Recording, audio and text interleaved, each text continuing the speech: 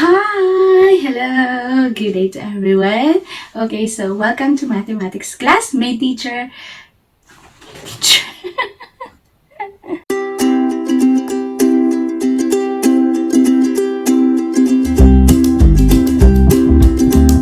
Hi, hello, good day to everyone. Okay, so welcome back to mathematics class made easy with teacher Phoebe. And for today, we are going to have our lessons. Our topic all about algebra, and for today we're going to have the algebra basics, and that will be all about how to translate mathematical phrases into verbal phrases and from verbal phrases into mathematical phrases. So please stay tuned and keep on watching. If you haven't subscribed yet, please do so, and don't forget to like, share, and share to everyone. Okay, so please enjoy watching.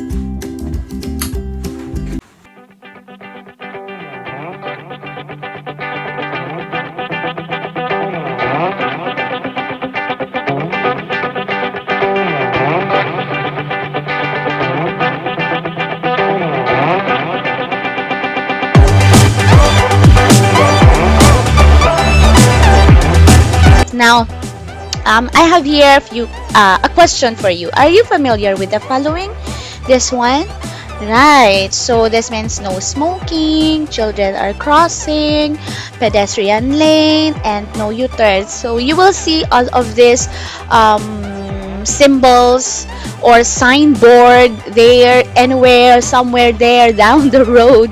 Okay, so it is very important na alam ninyo yung mga symbols and its meanings so that you will be aware on what you are going to do and what not to do. Sabi nga, di ba, ignorance is not an excuse.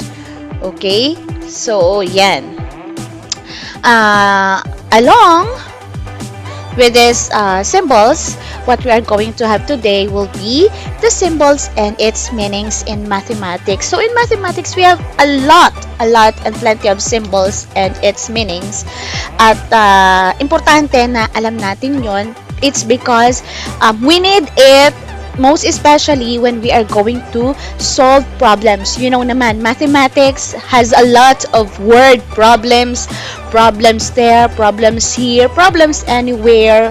Okay, so kailangan natin yung mga symbols na yon at importante alam natin yung mga meanings na yon. Let's have the first one. Okay, you see this symbol? Right, it means you're going to add, plus, increased by, the total of, added by, the sum of, more than, and added to. Okay? So, itong mga words na nakikita ninyo, ito yung meaning kapag nakakita kayo ng symbol na to. So, importante class na alam nyo to. They all mean the same thing. Okay? They all mean the same thing. But you have to be very careful in the use of the following words kasi may mga cases na baka magkamali kayo ng paglagay ng or paggamit ng symbol. Kaya, please watch this video because I'm going to give more examples of about this topic. Okay, next, kapag nakakita naman kayo ng ganitong symbol, it means the following. Alright, so it means you're going to subtract, minus, it means decreased by, less than, diminished by, subtracted from, and the difference of. So, whenever you see this symbol, they all mean the same. You're going to use this symbol. Okay, whenever you see this meaning words. Okay, next. I have here the following. You know this symbol, right? Which is also the same as this. I already introduced this to you before, which is also the same as this. Okay? So, whenever makakita ka ng alinman sa tatlong symbol na yan, they all mean the same. Anong tawag natin sa symbol na yan? Okay?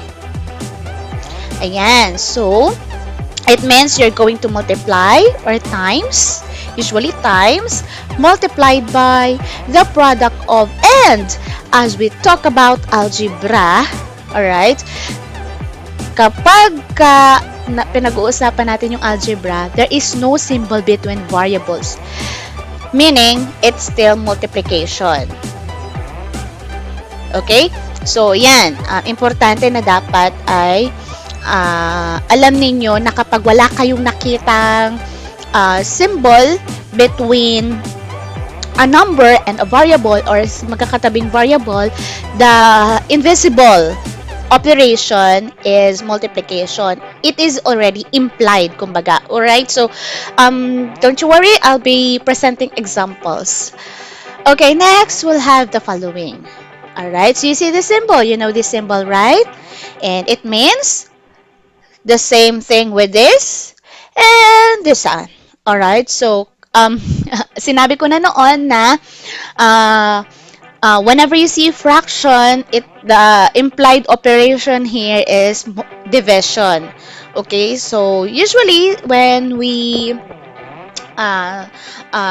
kapag pinag-uusapan natin ang algebra, the operation is always written, the division is always written in this format, in fraction form. Wala na kayong makikita ng symbol na katulad nito or nito. Alright, so yan, ganyan. Okay, so what does it mean by this symbol? Whenever you see this symbol or this one, yan. Okay, ano kaya mga meaning yan? Of course, that is, you are going to divide or divided by the ratio of, out of, or the quotient of. All these words, they all mean the same.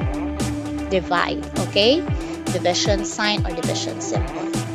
Now, whenever you see exponents, also, importante na alam nyo kung yun ba squared or cubed or to the power of or raised to. Okay, so eto naman, mga meaning naman to ng mga exponents. Kumbaga, this is how we read exponents. Whenever you see exponents, ano ba yung exponents?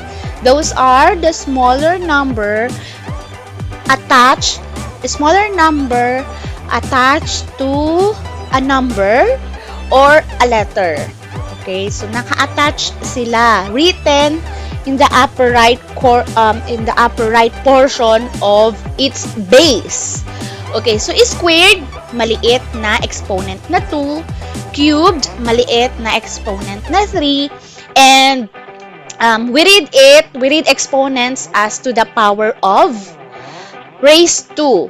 Okay, we also read it squared kung 2 yung exponent. We read it cubed kung 3 yung exponent. But if the exponent is already 4, 5, 6, like that, we may read it as to the power of 5. Or like say, raised to 7. Like that. So, yun. Ganun natin babasahin ang exponents. Okay, so let's now translate the following verbal phrases into its mathematical phrases. Like I said, when we say verbal phrases, it means given mga words. Given is a set of words, and you're going to translate it into its symbols or mathematical symbols. Let's have the first one: the sum of x and y. Okay?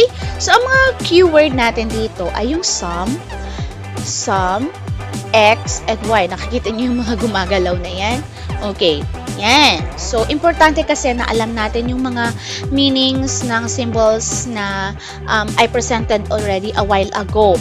When we say sum, it means you have to use this symbol. And of course, you just write down x. Okay, so nire-write ko lang ng maayos ha, kasi baka ma-confuse kayo at malito kayo sa symbol na x. This one is x. This is not times. X is a letter and times is a symbol of times. Yung kanina. Okay, so inayos ko lang yung pagkakasulat ko so that you will not be confused. So, yan. And then, we have the y. Ayan. So, when we rewrite the sum of x and y, we write it this way. However, this is not the proper way of writing these verbal phrases. Kasi, wala naman tayong mathematical phrases na nauuna ang plus. Diba? Pag sinabi natin the sum of in Tagalog, ipag-plus daw natin si x at si y. So, therefore, we have to rewrite it in proper way.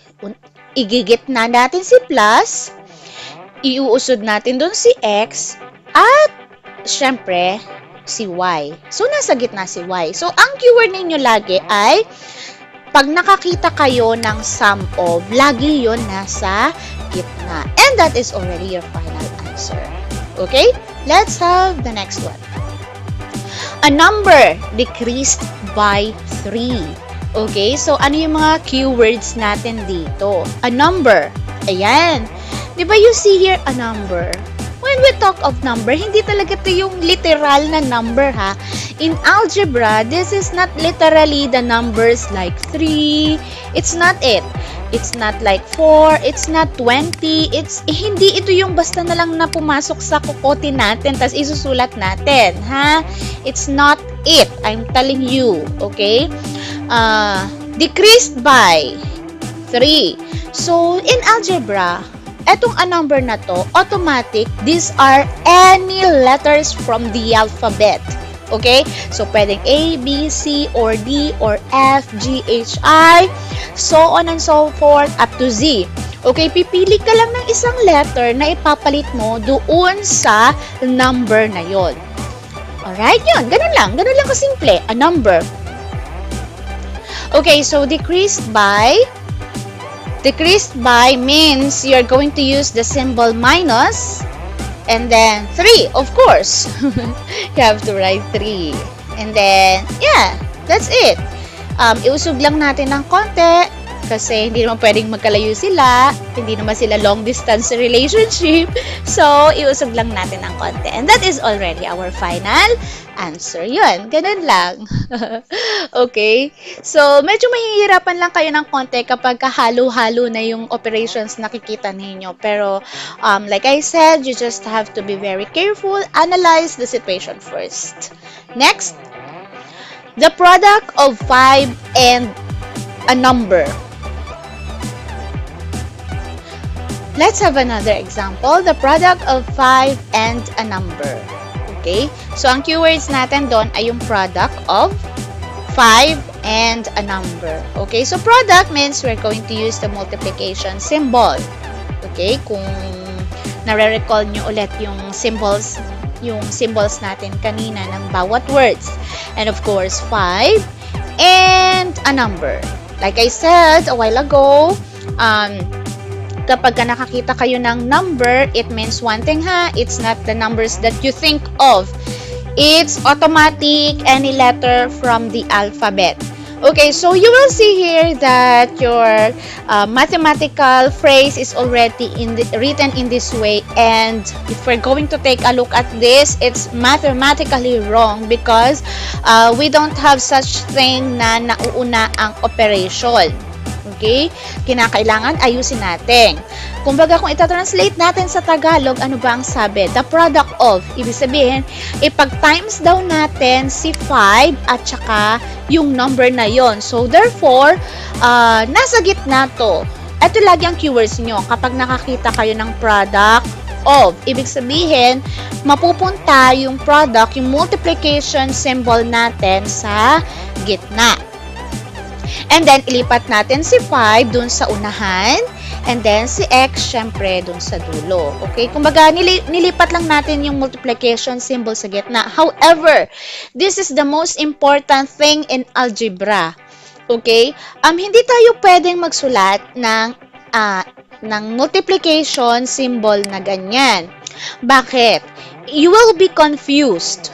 Kasi, meron ka rin kasunod na X doon. Okay? X at saka dalawa, kumbaga kung titignan mo, literally, meron kang dalawang X na magkatabi and baka malito ka. Take note, ha, etong X na nakikita ninyo dito, this one, that is not a multiplication. It's a letter. Always have to remember that. It's a letter. Any letter from the alphabet. Actually, hindi naman kailangan laging X. Kaya lang, usually, mas gamit na gamit si X. Ba't kaya ganun ano? Gamit na gamit talaga si X lagi. Actually, kahit pass na si X, X na, naaalala pa natin pagka minsan. Okay. Anyways, hindi tayo pwedeng gumamit ng X. So, kinakailangan X for multiplication symbol. So that is why it is very important na dapat marunong kayong gumamit ng parenthesis at saka ng solid dot placed in between. However, kapag pinag-uusapan natin ang multiplication in algebra, it is already implied daw. Implied na siya. Ibig sabihin, common sense na natin. Okay? Dapat alam na ng brain cells natin na implied na yung multiplication sa algebra. It means, tatanggalin na natin yung multiplication symbol na yon na X and then, ipagtatabi na lang natin silang dalawa. Okay? Ganun lang ang gagawin. Automatic yon.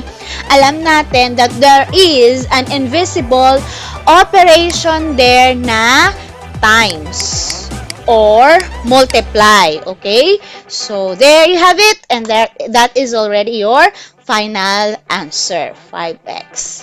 Okay? Next. A number x squared divided by 3. So, your keywords here are x squared divided by 3. So, you will see here na meron kang a number. Kaya lang, again, I have to remind you again na hindi ito yung 2, it's not 3, it's not 5, it's not 10, it's not even 100 or 1 million. It's not even negative, ha? It's not negative 4. Not. No. Okay? Why? Ang number na to, ang tinutukoy dito ay any letter from the alphabet. However, sinabi dito na yung letter na yon ay yung X na. So, hindi ka na mag-iisip ng anumang letter na gusto mong gamitin. Sinabi na dito kung ano yung gagamitin mo. So, ilalagay mo lang sa baba si X. And I've just only written it in a proper way para hindi kayo masyadong malito sa multiplication symbol na X at saka letter na X. Kasi literally, parehas sila. Okay? Pero used in different way. And then, we have the squared, of course. Squared means it's an exponent. That means you're going to write it smaller na nakasulat dun sa parteng itaas na kanang bahagi ng base, 'di ba? Ito yung base natin. If you can still recall, that's your base. And this one is what you called your exponent. Okay, yan. And then, of course, you have to write the divided by, and then 3. By 3 so divided by 3. Now, like I said a while ago, we are not supposed to write algebraic expressions or mathematical phrases in this manner. So, kinakailangan we have to remove this division symbol. How? By writing it in its fraction form.